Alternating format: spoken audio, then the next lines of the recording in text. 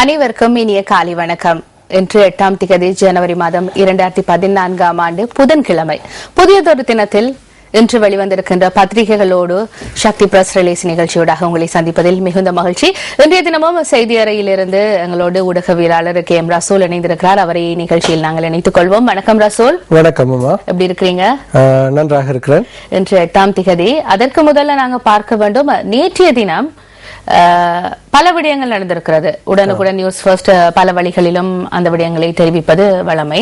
அந்த வகையில் நேற்றைய தினம் திருக்கேதீஸ்வரம் பகுதியில் மீண்டும் தோண்டப்பட்டு அங்கிருந்து மனித மண்டையோடுகள் மீட்கப்பட்டிருக்கிறது. இது தொடர்பாக கொஞ்சம் கூற முடியுமா? ஆமாம்மா. அதாவது கடந்த டிசம்பர் மாதம் 20ஆம் திகதி அளவில் மன்னார் திருக்கேதீஸ்வரம் பகுதியில், அதாவது பாதையில் நீர் குழாய்களை பொருத்தும் நடவடிக்கையில் பணியாளர்கள் ஈடுபட்டிருந்த பொழுது அங்கே மனித எச்சங்கள் சிலவற்றை கண்டு போலீசாருக்கு அறிவித்திருக்கின்றனர். இதனையடுத்து அந்த பகுதியில் போலீசார் வந்து அந்த பகுதியை தோண்டி தேடியதில் மனித மண்டையோடுகள் மற்றும் அங்கே எச்சங்கள் இருப்பதை கண்டுபிடித்திருக்கிறார்கள். இதனை அடுத்து தான் இந்த பிரச்சனை பூதாகரமாகி தற்பொழுது சர்ச்சையை தோற்றுவித்து சர்வதேச அரங்கிற்கு செல்லக்கூடிய வகையில் பிரச்சனைகள் பல்வேறு வடிவங்களில் உருவெடுத்து வருகின்றது. அரசு தரப்பிலும் தமிழ் மக்கள் தரப்பிலும் தமிழ் பிரதிநிதிகள் தரப்பிலும் பல்வேறு கருத்துகள் முன்வைக்கப்பட்டு வருகின்றன. அது தொடர்பாக தமிழ் நாளேடுகளில் தொடர்ந்தும் பல்வேறு விடயங்கள் வெளிவந்த வண்ணம் இருக்கின்றன. இது இலங்கை யுத்த கால பகுதியில் அதாவது யுத்தத்திற்கு பின்னரான காலப்பகுதியில் அந்த பிரதேசத்தில் இராணுவ முகாம் ஒன்று இருந்ததாகவும் அதன் போது இந்த சம்பவங்கள் இடம்பெற்றிருக்கலாம் என்றும் மக்கள் சார்பாகவும் தமிழ் சமூக சிவில் சமூக பிரதிநிதிகள் சார்பாகவும் கருத்துகள் தெரிவிக்கப்படுகின்றன. இதேவேளை அரசாங்க தரப்பினர் போலீஸ் ஊடக பேச்சாளர் கூட தெரிவித்திருக்கிறார், இது யுத்தத்தின் பின்னர் அதாவது யுத்த காலத்தில் அந்த பிரதேசம் தமிழீழ விடுதலை புலிகளின் கட்டுப்பாட்டில் இருந்துள்ளதாகவும் அந்த சந்தர்ப்பத்தில் இந்த மனித படுகொலைகள் இடம்பெற்றிருக்கலாம் என்ற சந்தேகம் நிலவுவதாகவும் தெரிவித்திருக்கிறார். எனவே இரண்டு வேறுபட்ட தரப்பினரிடமிருந்து இரண்டு வேறுபட்ட கருத்துக்கள் கூறப்படுகிறது. ஆனாலும் இலங்கையில் பல இடங்களில் மனித புதைகுழிகள் இருக்கலாம் என்ற அச்சம் பல்வேறு தரப்பிலே இருக்கிறது. அதன் ஒரு கட்டமாக இந்த மனித புதைக்குழி பேசப்படுகிறது. மிக அண்மை காலமாக பத்திரிகைகள் சரி ஊடகங்கள் சரி இந்த விடயத்தை தான் மிகவும் உன்னிப்பாக அவதானித்துக் கொண்டிருக்கின்றன. சரி, இன்றைய தினம் வெளிவந்திருக்கின்ற பத்திரிகைகளின் பிரதான தலைப்பு செய்தியை பார்த்துவிட்டு நாங்கள் தொடர்ந்து பார்க்கலாம். இன்று வெளிவந்திருக்கின்ற சுடரொளி பத்திரிகையில் சர்வதேச விசாரணை கோரி ஜெனீவாவில் அமெரிக்கா பிரேரணை கூட்டமைப்பிடம் நேரில் உறுதிப்படுத்தினார் ஸ்டீபன்.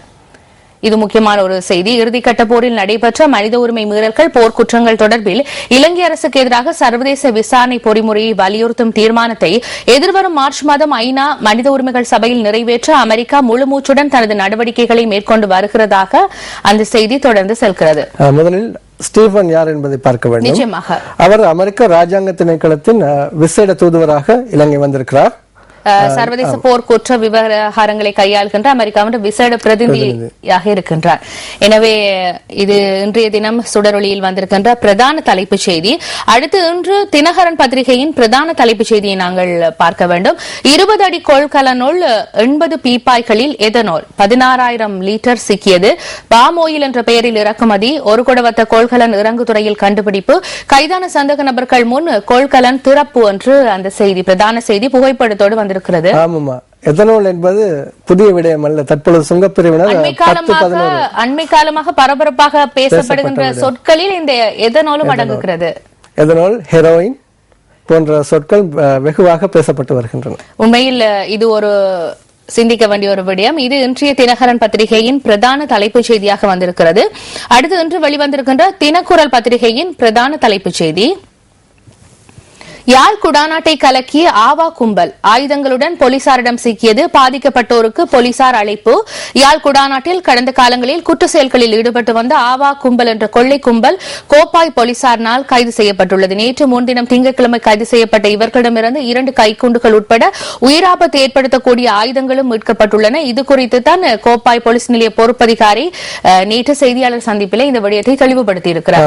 அதாவது யாழ்ப்பாணத்தில் அண்மை காலமாக இடம்பெற்று வருகின்ற பல்வேறு குற்றச்செயல்களுக்கு இந்த குழு பொறுப்பாக இருக்கின்றது என்பதுதான் போலீசாரின் சந்தேகமாக இருக்கின்றது.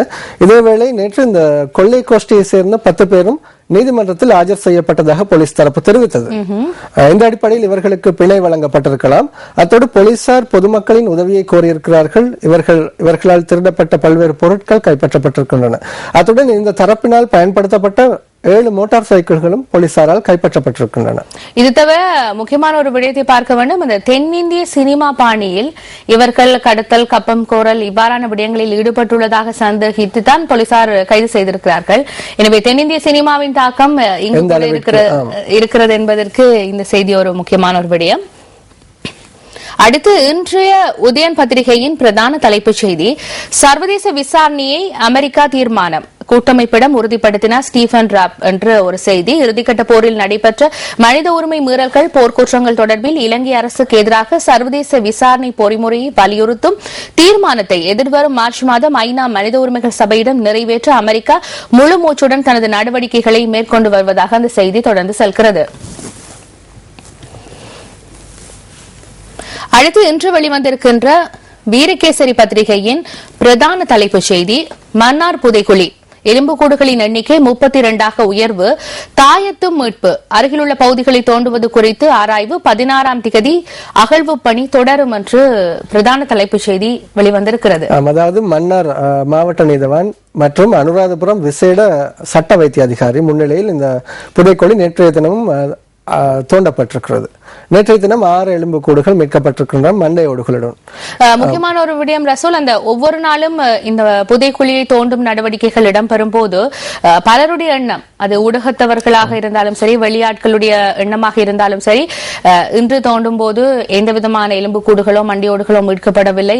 எனவே தொடர்ந்தும் இவ்வாறான பணிகளை 2-3 நாள் மேற்கொண்டு விட்டு அந்த விடயத்தை கைவிட போவார்கள் என்று எதிர்பார்ப்போடு இருக்கும் போதும் இன்று 4, 6, 5 என்று சொல்லும் போது மனதுக்கு கஷ்டத்தை கொடுக்கக்கூடிய ஒரு விடயமாக இருக்கிறது.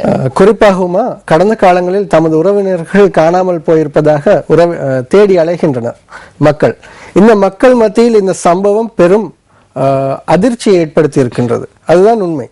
அதாவது இவர்கள் தமது உறவுகளை தேடி கடந்த 4 வருடங்களாக அனைத்து பகுதிகளுக்கும் சென்று சம்பந்தப்பட்ட தரப்புகளை நாடி சென்று தமது வேண்டுகோள் விடுக்கின்றார்கள், தமது உறவுகளை தேடித்தாருங்கள் என்று. இது தொடர்பாக பத்திரிகைகளில் கார்ட்டூன்கள் கூட, அதாவது வெகுவாக மனதை கவரக்கூடிய வகையில் அந்த கார்ட்டூன்களில் கூட நுணுக்கமாக தெரிவிக்கப்பட்டிருந்தது. அதாவது அவர்களுடைய அந்த எண்ணங்கள் மற்றவர்களுக்கு இலகுவில் புரிந்து கொள்ளக்கூடிய வகையில், அதே நேரத்தில் பார்ப்பவர்கள் அவர்களுடைய வழிகளை புரிந்து கொள்ளக்கூடிய வகையிலே அந்த கார்ட்டூன்கள், சித்திரங்கள் தொடர்ச்சியாக வந்து கொண்டிருக்கிறது. எனவே இந்த மன்னார் புதைக்குழியின் எலும்புக்கூடுகளின் எண்ணிக்கை 32ஆக உயர்வு என்பது உண்மையில் சிந்திக்க வேண்டிய ஒரு விடயம். அடுத்து இன்று வெளிவந்திருக்கின்ற யாழ் தினக்குரல் பத்திரிகையின் பிரதான தலைப்புச் செய்தியை நாங்கள் பார்க்க வேண்டும். யாழ் குடாநாட்டை கலக்கிய ஆபா கும்பல் ஆயுதங்களுடன் போலீசாரிடம் சிக்கியது, பாதிக்கப்பட்டோருக்கு போலீசார் அழைப்பு என்று ஏற்கனவே அந்த செய்தி வந்திருக்கிறது. ரசூல், இன்றைய தினம் வெளிவந்திருக்கின்ற சிங்கள பத்திரிகைகளில் எவ்வாறான தலைப்புகள் இடப்பட்டிருக்கின்றன என்று பார்க்கலாமா? மௌபிம பத்திரிகையில் தலைப்பு செய்தியாக பிட்டிதுவே சிறிதம்ம ஹிமிகே வீடியோவாக் லீக்வே, அதாவது பிட்டிதுவ சிறிதம்ம தேரவின் காணொளி ஒன்று கசிந்துள்ளதாக அந்த செய்தியில் தெரிவிக்கப்பட்டிருக்கிறது. அவருடைய புகைப்படத்தோடு அந்த புகைப்படங்களோடு வெளிவந்திருக்கின்றது. அங்கே சிறு சிறு குறிப்புகள் போடப்பட்டிருக்கின்றன. மட்டத்தமா மகா புருஷ லக்ஷணத்தியன்னு முன் மோடையோ பிலிகொக்காக் தாப்புகமா நேக்க அல்லகன தங்கலனவா, அதாவது எனக்குத்தான் தனக்குத்தான் அதாவது என்ன சொல்வது, ஆண்மை குணங்கள் இருக்கின்றன. தூண்டிலை போட்டவுடன் அதனை பற்றி கொண்டு இவர்கள் தடுமாறுகின்றனர் என்று அங்கே அவர் தெரிவித்திருக்கிறார்.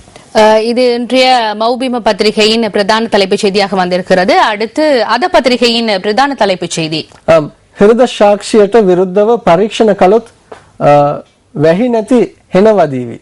කුඩු ජාවාරම් කරුවන් නිදහස් නොකළ වැල්ලම්පිටිය OICට කුමන්ත්‍රණයක් කරලා. அதாவது நேற்றைய தினம் அந்த அவரை வெள்ளம் பிட்டிய போலீஸ் நிலைய பொறுப்பதிகாரியை நீதிமன்றத்தில் ஆஜர்படுத்தி இருந்தார்கள். இதன் பொழுது அவரது சட்டத்தரணிகள் தெரிவித்திருக்கிறார்கள் நீதிமன்றத்தில் போதைப் பொருள் கும்பலை, அதாவது அந்த நடவடிக்கையில் ஈடுபடுகின்றவர்களை விடுவிக்காத காரணத்தினால் வெள்ளம்பிட்டிய போலீஸ் பொறுப்பதிகாரி மீது சூழ்ச்சி மேற்கொள்ளப்பட்டிருக்கிறது. அதாவது அவருக்கு மிக அண்மை காலமாக சிலரிடமிருந்து அழைப்புகள் வந்ததாகவும் அந்த அழைப்புகளை அவர் ஏற்க மறுத்திருக்கிறார். இந்த நிலையில் தான் அவர்களுடைய போதை கும்பலின் ஒரு சூழ்ச்சி காரணமாக இவர் கைது செய்யப்பட்டிருக்கலாம் என்று அவர்களுடைய வழக்கறிஞர்கள் தெரிவித்திருக்கிறார். அது மட்டுமல்ல, அவரது அந்த தொலைபேசிக்கு அழைப்பு விடுக்கப்பட்ட இலக்கங்கள் கூட நீதிமன்றத்தில் நேற்றைய தினம் சமர்ப்பிக்கப்பட்டது. ஆனால் ஊடகங்களுக்கு நாங்கள் அது தொடர்பான எந்த ஒரு தகவலையும் வழங்க முடியாது என்று அவர்கள் கூறியிருந்தார்கள். அடுத்து இன்று வந்திருக்கின்ற தினமின பத்திரிகையின் பிரதான தலைப்புச் செய்தி. அரசாங்க பத்திரிகையான தினமினவில் குல்லோ கஹப்பு கரපොත්තෝ පිරුණු වසරක් පැරණි බාස්මති සහල් කිලෝ 21000ක් අත්අඩංගුවට දින වෙනස් කර විකුණන්න හදලා. அதாவது அந்த பூச்சி பிடித்த குள்ளன் பிடித்த பாஸ்மதி அரிசி 21,000 கிலோகிராம்ஸ் கைப்பற்றப்பட்டிருக்கின்றது. இதனை காலாவதி திகதி மாற்றப்பட்டு சந்தையில் விநியோகிப்பதற்கு நடவடிக்கை எடுக்கப்பட்டிருந்ததாகவும் தெரிவிக்கப்பட்டது. மக்களுக்கு ஒரு சிந்திக்க வேண்டிய ஒரு செய்தி. சந்தையில் கிடைக்கின்ற பொருட்கள் எவ்வாறான தரத்தோடு கிடைக்கின்றது என்பதிலே மக்களுக்கு ஒரு குழப்பம் ஏற்படக்கூடிய ஒரு செய்தி. அடுத்த பத்திரிகையை நாங்கள் பார்ப்போம். திவைன பத்திரிகையில் ආණ්ඩුවට එක්වන්නට නම් කතානායක හෝ ආරක්ෂක නියෝජ්‍ය ඇමති දුරයක් ஜோன் இல்லයි. ஐக்கிய தேசிய கட்சியின் சிரேஷ்ட உறுப்பினர்களில் ஒருவர் ஜோன் அமரதுங்க அரசாங்கத்துடன் இணைந்து கொள்வதாயின் சபாநாயகர் அல்லது பாதுகாப்பு பிரதி அமைச்சர் பதவிகளை கேட்டிருப்பதாக அந்த செய்தியில் கூறப்பட்டிருக்கிறது. அது இன்றைய திவைன பத்திரிகையின் செய்தி. அடுத்து இன்று வெளிவந்திருக்கின்ற லக்மிம பத்திரிகை. ஹொரபாரன் கெனா எத்தனோல் தவ பெரல் 80ක් අල්ලයි. நேற்றைய தினம் கண்டுபிடிக்கப்பட்ட எதனால் தொடர்பாக அந்த செய்தி வெளிவந்திருக்கிறது. 80 பீப்பாய்கள் கைப்பற்றப்பட்டிருப்பதாகவும் அங்கே குறிப்பிடப்பட்டிருக்கிறது. அடுத்து இன்று வெளிவந்திருக்கின்ற லங்காதீப பத்திரிகையிலும் வெள்ளம்பிட்டிய හිටපු OIC 21 රිමාන්ඩ් ඔහු ළඟ තිබුණේ හෙරෝයින් නොව රසායන ද්‍රව්‍යයක් අත්අඩංගුවට ගැනීම කුමන්ත්‍රණයක් நீதிඥவரையா உசாவியிட்ட கியாய். அதாவது அவரிடம் காணப்பட்டது போதைப் பொருள் அல்ல, ஒரு வகை ரசாயன பதார்த்தம் என்று அங்கே கூறப்பட்டிருக்கிறது. ஆனால் அது ஆய்வுகள் மூலம் நிரூபிக்கப்பட்டிருக்கிறதா ரசூல்? இதுவரை அதற்கான அறிக்கை போலீசாரிடம் நேற்றுதான் சமர்ப்பிக்கப்பட்டது. குறித்த போலீஸ் நிலைய பொறுப்பதிகாரியை கைது செய்யும் போது அவர் அவ்வாறான ஒரு கருத்தை தான் முன்வைத்திருந்தார். இதற்கு ஆய்வுகள் தான் பதில் சொல்ல வேண்டும். ரிவிர பத்திரிகையில் எத்தனால் சம்பந்தமாக கூறப்பட்டிருக்கிறது. எத்தனால் வராயின் எலியட்ட கண்ண கடினமின் ஹொரலீக்கிவிலி ஹதாய், அதாவது அந்த நாட்டிற்கு கொண்டு வரப்பட்ட சட்டவிரோத எத்தனால் தொகையை விடுவிப்பதற்காக போலி ஆவணங்கள் தயாரிக்கப்பட்டிருப்பதாக இங்கே தலைப்பில் காணப்படுகிறது. அதாவது இன்றைய தினம் வெளிவந்திருக்கின்ற சிங்கள பத்திரிகைகளை பார்த்தால் பெரும்பாலும் இந்த எத்தனாலுக்கும் அதே நேரத்தில் இந்த வெள்ளம்பிட்டிய போலீஸ் நிலைய பொறுப்பதிகாரி அவருடைய செய்திக்கும் அதிக முக்கியத்துவம் கொடுத்திருக்கிறதை காணக்கூடியதாக இருக்கிறது. அதாவது அவர்கள் மக்களுக்கு சொல்கின்ற செய்தி இலங்கைக்குள் சட்டவிரோதமாக பல பொருட்கள் கொண்டு வரப்படுகிறது, அதே நேரத்தில் இங்கு போதைப் பொருளும் அதிகமாக பயன்படுத்தப்படுகிறது என்ற செய்தியை தான் அவர்கள் சொல்கிறார்களோ தெரியல. சரி, இன்று வெளிவந்திருக்கின்ற தமிழ் பத்திரிகையின் ஏனைய செய்திகளை நாங்கள் பார்க்க வேண்டும். அதற்கு முதலில் இன்று வெளிவந்திருக்கின்ற மெட்ரோ பத்திரிகையை நாங்கள் பார்க்கலாம். போலீசாரை மரத்தில் கட்டி வைத்த மக்கள் என்ற ஒரு பிரதான தலைப்புச் செய்தி இன்றைய தினம் மெட்ரோவில் வெளிவந்திருக்கிறது. உதவி போலீஸ் இன்ஸ்பெக்டர் ஒருவரையும் போலீஸ் சார்ஜன் ஒருவரையும் மரத்தில் கட்டி வைத்த மக்கள் பின்னர் பேராதனை போலீசாருக்கு அறிவித்து அவர்களை ஒப்படைத்த சம்பவம் ஒன்று கண்ணோர்வ பிரதேசத்தில் இடம்பெற்றதாக அந்த செய்தி வெளிவந்திருக்கிறது. வேடிக்கையான செய்தி. அதேவேளை போலீசார் இந்த நிலைமைக்கு தள்ளப்பட்டிருப்பது ஏன் என்பதையும் சிரிக்க வேண்டிய ஒரு விடயமாக இருக்கிறது. அடுத்து மெட்ரோவில் வெளிவந்திருக்கிற ஒரு செய்தி, கண்டி டயர் விற்பனை நிலையத்தில் பாரிய தீ, கோடிக்கணக்கான ரூபாய் நஷ்டம் என்று சொல்லி ஒரு செய்தி வெளிவந்திருக்கின்றது. அது இன்றைய தினம் மெட்ரோவில் வெளிவந்த செய்திகள். அடுத்து இன்று வெளிவந்திருக்கின்ற சுடரொளி பத்திரிகையின் ஏனைய செய்திகளை நாங்கள் பார்க்க வேண்டும்.